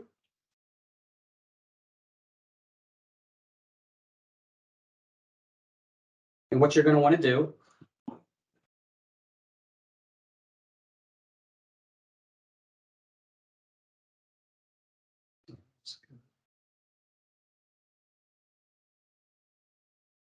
this flat side goes on the outside of the cover. And it sits right on top of there. And you see this plunger, it goes on the belt. Now you want to push the gauge so it's flush on top of the machine. And you're going to want to look at the behavior of that plunger. Now that plunger needs to be flush with the top of the gauge. If it's below or it's raised too high, then you need to adjust the belt. And to adjust the belt, you need to loosen these 2 screws here. And then this access hole here through the bottom of the machine, you're able to, let's see if I can get this so you can see that. The adjustment screw is right there. Hard to see because it's dark in there, but I got my T-handle in that screw. So after you loosen these 2 screws, you go through this access hole after removing the bottom cover, and that gives you access to that screw there, the adjustment screw.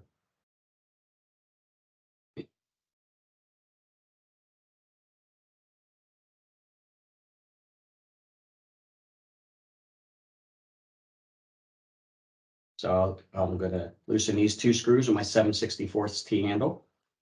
You just gotta crack them. Don't have to really back the screws out or anything like that. Okay, with those loose now, what I'm gonna wanna do is I'm gonna wanna put pressure so it's flush on the gauge. And I'm gonna watch the behavior of that plunger as I turn the adjustment screw clockwise and counterclockwise.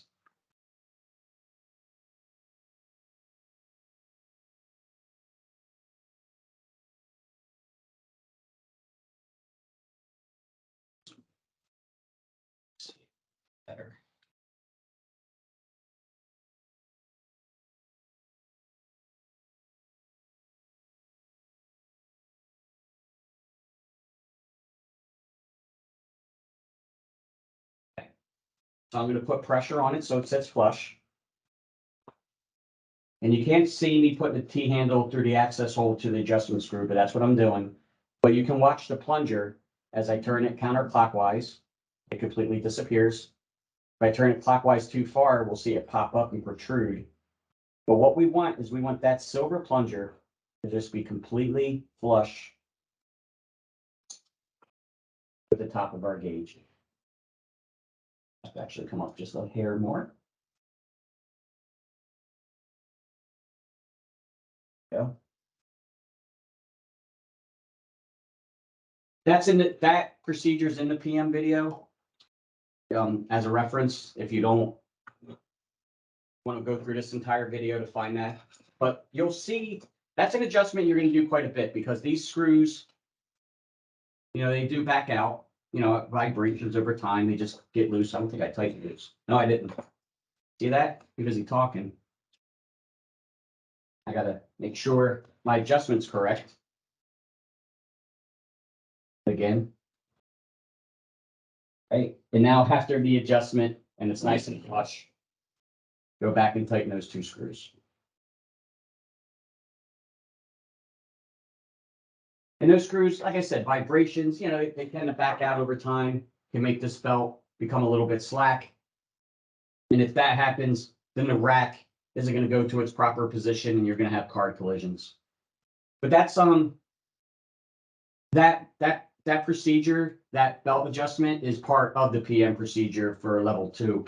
So you'll be performing that probably once every other month to make sure that belt is in alignment. And it doesn't take long to do. It's a process.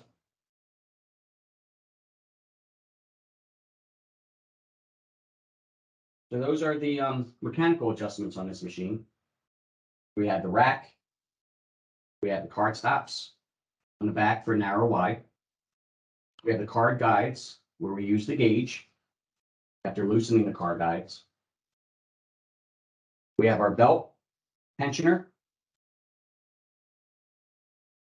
Yours will be black. This is a really old one I found, and here's the one you'll get. Same part number. Just that this one was metal, and this one's plastic. So don't be alarmed when they send you this one, and if it does, because it doesn't look like the one I used.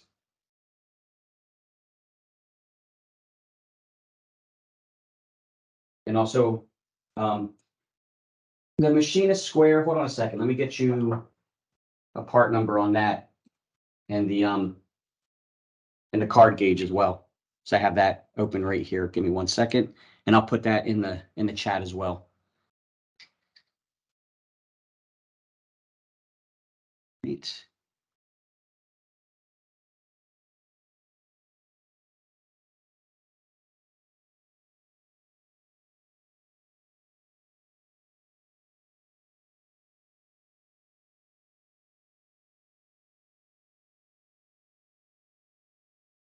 That's the machinist square, T1202.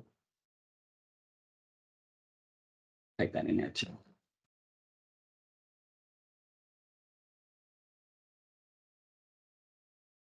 And the other tool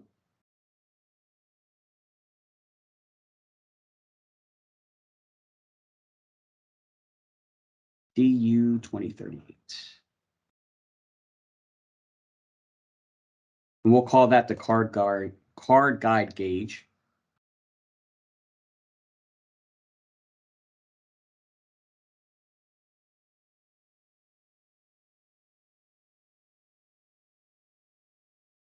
DU2038. And the platform belt gauge.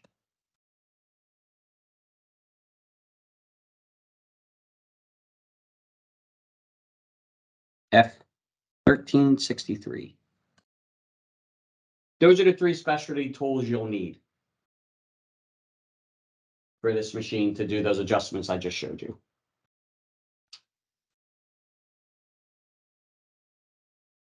Okay. Like I said, I just added them in the chat. If you want to jot them down, you can, or at the end of class, I could email them to you as well if you want. Not a problem.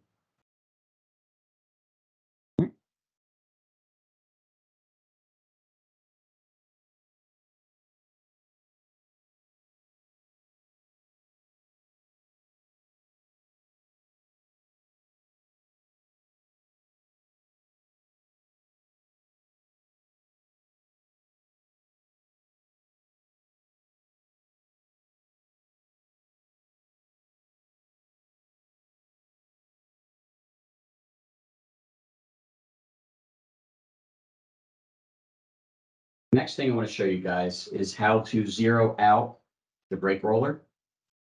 It's right underneath my door prop here, so let me do that. Over here. That'll hold. There we go. So if I lift up this handle, you can see that's the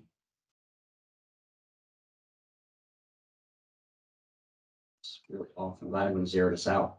Mine's actually really off, so I'm glad I'm going to be zeroing this out. This is a DeckMate 2 I pulled off the shelf this morning and got it up and running, but that brake roller is really off. So I'm going to show you guys how to zero that out. Because for paper cards, it should be 2, and plastic cards, it should be 3. And how you set that is if you look down below, you'll see a silver set screw between that 3 and 4. Like this should be set to 2. That 2 should be over that set screw because I'm using paper cards. It's clear that this brake roller is not zeroed out correctly, so I'm going to show you the procedure for that. Now, when you guys get these new, they'll probably be like this will probably be set to 0, and you'll just have to turn this knob until 2 lines up with that silver set screw underneath. I'll try to turn it. I can't really well try and hold this.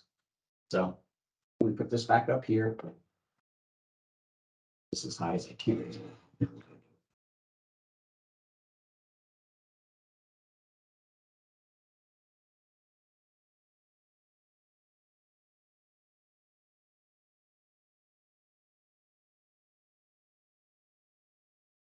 So this should be set to 2. So when you get your machines in, it should be set to 0. Like 0 should be over the set screw. Right there, like that. You're going to want to turn that until it's 2 over the set screw. Now, since my brake roller here needs to be zeroed out, I'm going to show you that procedure.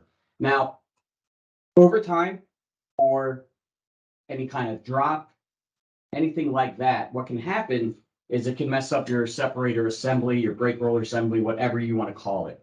I think the DeckMate 2 manual actually calls it the separator, the card separator assembly, but it's the brake roller for, all intents and purposes. So if you need to zero this out, the first thing you're going to do is you're going to loosen these 4 screws. And those 4 screws right there, they are located on the feeder side and they're on the actual brake roller assembly itself. So you're going to loosen those 4 screws. So I'm going to put the camera back up here and I'm going to loosen those 4 screws.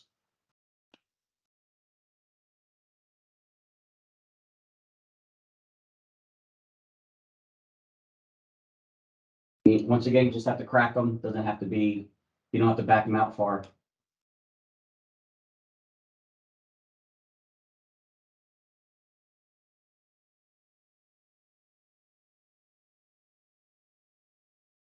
Now I want to make sure that my brake roller is set to 0. So it's in a 0 position. Those 4 screws are loosened. Now, you don't want to put pressure on like the knob. You don't want to push down on the knob. What you want to push down on is the silver block.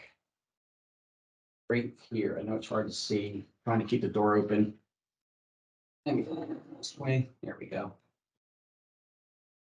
You want to put pressure on this silver block when you're tightening the 4 screws to zero out your brake roller. So you get 2 fingers in there. You push down on that block. And while you're applying pressure, you're going to tighten those 4 screws, and that's going to zero out your brake roller. And what I mean by zero out is you put your brake roller at the 0 position, it's completely closed. And so this adjustment completely closes the brake roller and sets it back to its proper position. So we're going to tighten those 4 screws now that I'm putting pressure on the block.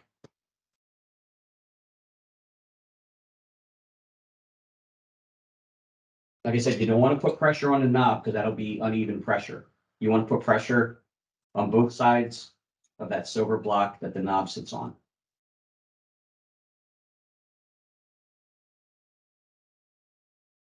Okay, those 4 screws are tightened. Now I can turn this to, so the number 2 is over the set screw.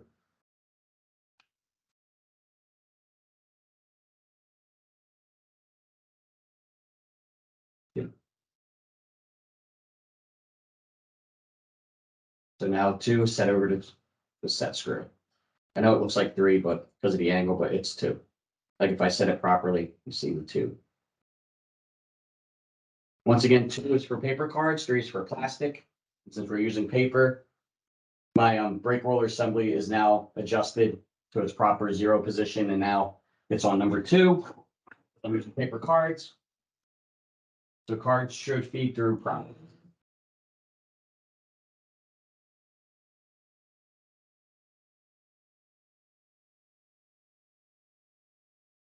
Now, the software you guys are using for this is probably the newest software, so that's good. There isn't really anything different than what I showed you. This was running something that was a little bit older, nothing crazy. Like there's nothing that wasn't on there that you needed to see. But yeah, let's talk about the boards, the main board and the display controller board. The main board is located under the bottom cover. And all the plugs are inside the machine. Usually, when you see the board inside of a shuffler, you see all the, all the harnesses and the Molexes. You can all, once you take the bottom cover, you have access. This one, when you take off the bottom cover, if you have to change the board, you have to unplug it inside the machine first and plug all your harnesses. They're all numbered, so that's good. And then you place your board back on here. Now,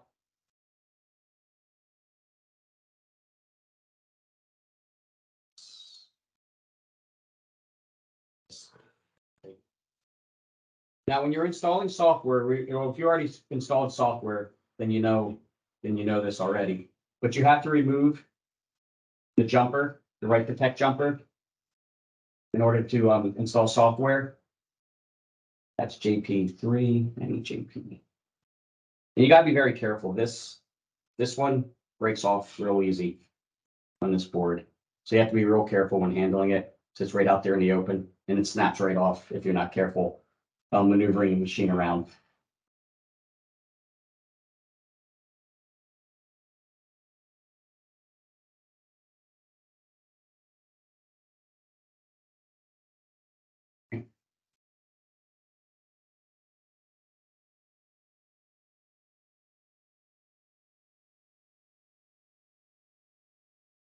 Let's take a quick break. I want to see how much longer they're going to be sawing out there. And let's see, it's 2:15 my time. So yeah, 10 minutes. Let's take a quick 10-minute break, and then we'll finish up class. All right. This is the main board we were talking about before we took that quick break. Located under the bottom cover. And it's different than other boards if you've worked on the MD3 or the Ideal. As you can see, there's no longer a physical RNG chip on the machine. The RNG is now software based, and we'll talk about RNG in a minute when we talk about the encoder and what they're and how they work with one another. And as I was saying before, when you do software installation, you have to make sure the jumper is removed from these 2 pins, JP3. Now, since you're in Canada, your regulations, you're probably going to have someone remove that jumper for you or break a seal over that jumper, either way. Whatever the proper procedure is for your casino, make sure you follow that when installing software. We're very lucky in New Jersey. We don't need any permission to install software on a shuffler. We can just show up with our software and do what we got to do. You have to reinstall software anytime you change either one of the main board or the display module board, which we'll talk about in just 1 second. But what the main board controls is all motor and sensor and switch functions. It stores the NXP support and deck library software packages. And it also stores the deck calibration, the calibration offsets, and it stores the RNG as well. Now, the RNG is the random number generator, and it's a software-based program now, whereas before it was a physical EEPROM chip. Now it's just a software-based RNG. And what that does is it randomly generates a new, for lack of a better term, number. But what that does, it's an algorithm that communicates with the encoder. And what that does, the random number generator tells the encoder where to stop the rack to accept a card, so it's randomized for each shuffle. And we'll talk about the encoder in a couple seconds, and I'll show you where that's located as well. Now, a lot of times what people tend to do when it comes to changing a board is that's the first thing they go to if they're having any kind of issues.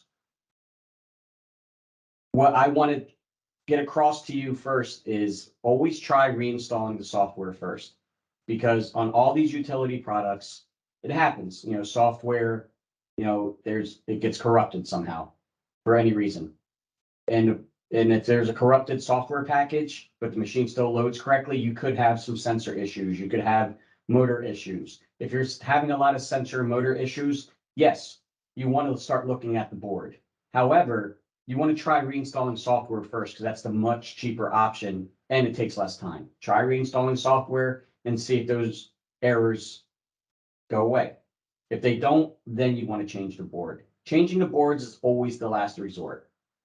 There's too many times that a tech will immediately change the board. And yes, that will solve your problem as well, because you're not only changing the board, but when you change the board, what are you doing? You're reinstalling software. So it may not have been that board and you just junked a perfectly good board. So you always want to try reloading software first before you change any boards, unless you can see catastrophic damage to a board, or if there's been some sort of drink spill, or if you take the bottom cover off and you can just see like black streaks through the board because there was a power surge, anything like that, just physical damage, obviously, yes, then you can change the board. But if you're having multiple issues, more than likely, it's the software got corrupted and you should reinstall it. So that's the main board.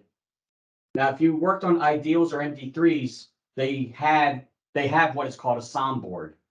The SOM board's been replaced by the display module board, and it's located right on the display. Let's get underneath there, try to keep this up. You can see there's an actual board underneath there. See that? Now, what the display module board controls, it stores the battery. It has the battery for time, date, and serial number. It stores the card rec and the user interface packages. And it provides power to the display, but it also supplies power to this switch here that I showed you, which would determine whether the cards are narrow or wide, because the magnet on the card stop triggers this switch. So it supplies power to this, but it also supplies power to the camera trigger sensor. It's the only sensor that gets power from the display module board. Every other sensor and switch, it gets its power and is controlled by the main board. However, the camera trigger sensor gets its power from the display module board. Now, we talked about before, how do we know if the camera trigger sensor is faulty or not acting properly? Now, if you remember when we talked about tuning cards and we talked about the camera, let's say, for example, what would happen is 4 cards would enter the machine. If you're shuffling cards or even if you're tuning cards, it'll take 4 cards and then you'll get card not recognized error, cards not recognized. So the first thing you would look at is obviously the camera. You would go into your camera diagnostic, you would look in your camera live view and see if the camera is working properly. If it is, then it's probably the camera trigger sensor. So you'd want to make sure that it was we'd go into sensor test and we'd slide a card through. And if the camera trigger sensor wasn't being triggered, if the red light wasn't coming on over that sensor, then what we would want to do is make sure that everything is seated properly, because the camera trigger sensor is seated on this board.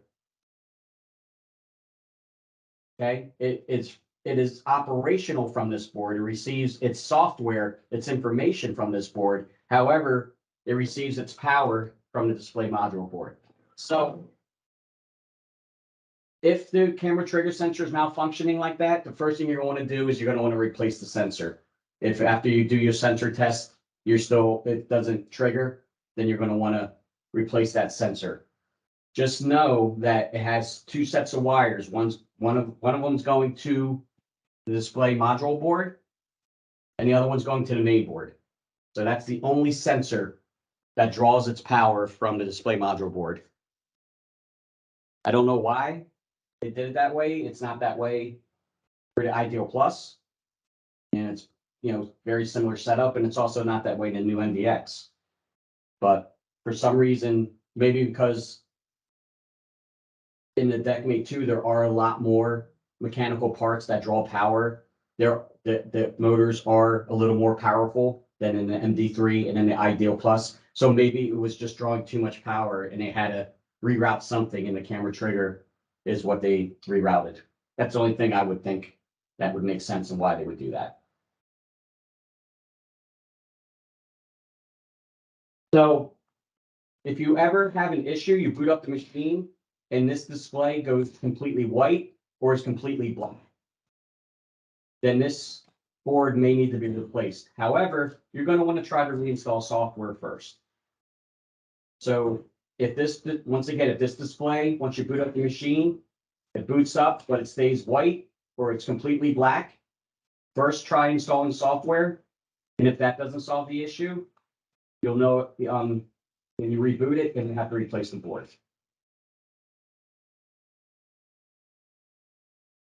This is the encoder. Now, the newer software that you have installed on your DeckMate 2s has an encoder test.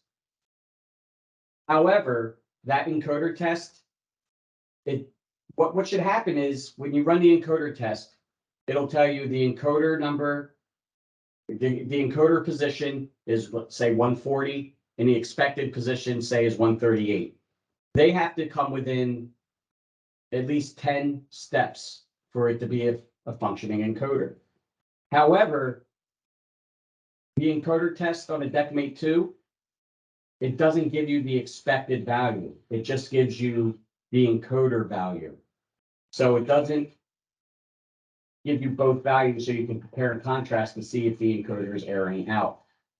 What you're going to do with the encoder test is you're just going to make sure that the encoder is at least stepping and just moving the rack up and down. Now, if the encoder is faulty, the behavior you're going to see, I'm going to slide this back up. What's going to happen? Let's say you have a faulty encoder. One card will be dealt into the rack, and then the rack will just keep going up and down, looking for its next spot to go. And then it'll stop, it'll take one card, and then it will continue to search for its next stop. Usually that means the encoder is dirty. Now, if you want to clean this encoder, it's much easier than with the old Ideal. As you can see, it's got a big dust cover. You got tabs on either side. You take a little flathead screwdriver and you just pry it up easily and you pop that cap off, and then you'll see a big plastic disc, and you can clean that big plastic disc with like a foam tip swab. Don't use any kind of cleaner on it. Use like a microfiber cloth if you have it, or like I use a foam tip swab if you have these. But as you can see, my microfiber tip swab is the same as a microfiber cloth on either side.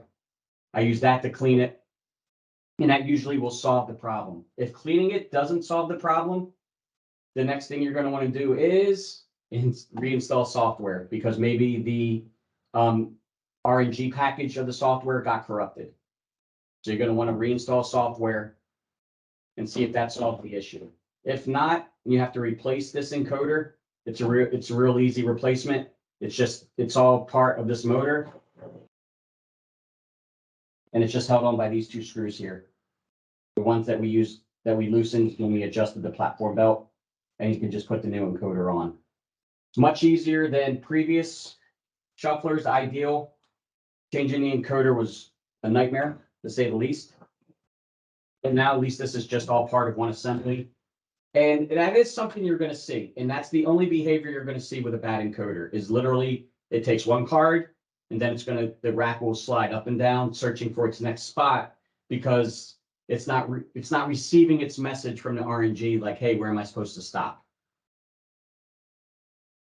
So that's one of the things you're not gonna see it often, but if you, like after say 4 or 5 months of constant use, you start seeing that behavior, because cleaning that disc on the encoder is not part of the PM procedure, because we want to leave that sealed and covered for as long as we can, because dust can seep in, but it's not something that is something that we would do as part of our PM, because we don't want to risk, because if you're not careful, you can snap off these plastic tabs, and then you have to either get a new cover or a new encoder. The cover is a natural part, just in case you snap the tabs off.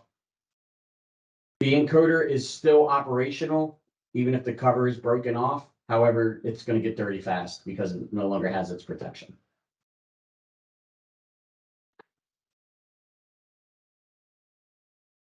Excuse me, any questions about the boards or the encoder? Or the software that goes on the boards? I saw a couple of you who weren't here at the beginning of class. No, it's just the same 4. So I thought someone else popped in before. I guess he just jumped in to get part numbers. So, okay, we went over installing software. We went through all the menus. We went through the calibration of the rack, the packer, and the unloader. We talked about the boards. I showed you sensor locations and the behaviors to look for if the sensors aren't working properly. We talked about the software packages on the boards. I shared with you the link to the PM video in the chat. We talked about the camera and card tuning and how they all relate to one another, and how to use those camera diagnostic tools to pinpoint why you may be getting misreads. Any questions on anything that we went over? I know it's a lot because you guys have never even seen this machine before. You're just getting them delivered. What you're going to want to worry about, I don't know if you guys have installed software on them yet. Install the software. Make sure that that brake roller is set to 2 if you're using paper cards.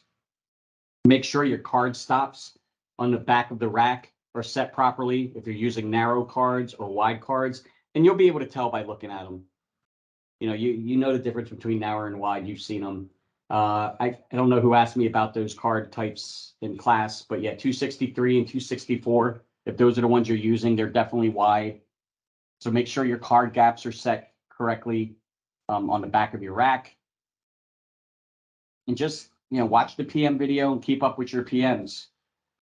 And there are going to be a series of videos coming out on the DeckMate 2 because we've been getting a lot of requests for the DeckMate 2. So a lot of the things that I went over in class, you know, there are going to be videos for those coming out very shortly.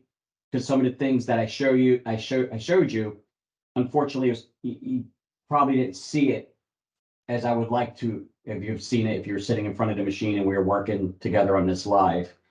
You know, whether it be getting a camera in there or the angle or what have you. But hopefully this class gave you a nice foundation for the DeckMate 2 when you guys start working on them. But, you know, we're always, you know, our tech support's always available. And, you know, if you have any questions, I'm going to be sending, I gave you the part numbers in the chat. I can email you those part numbers for the tools that you're going to need. But yeah, anything else, we're going to be, like I said, we're going to be releasing videos covering just about everything I just did in class. But do you have any questions on anything that I've shown you? Or any questions about something you're worried you might see, since you've never worked on these yet? Because I'm sure you've worked on other shufflers. So is there anything that you can pull from that you may have a question on?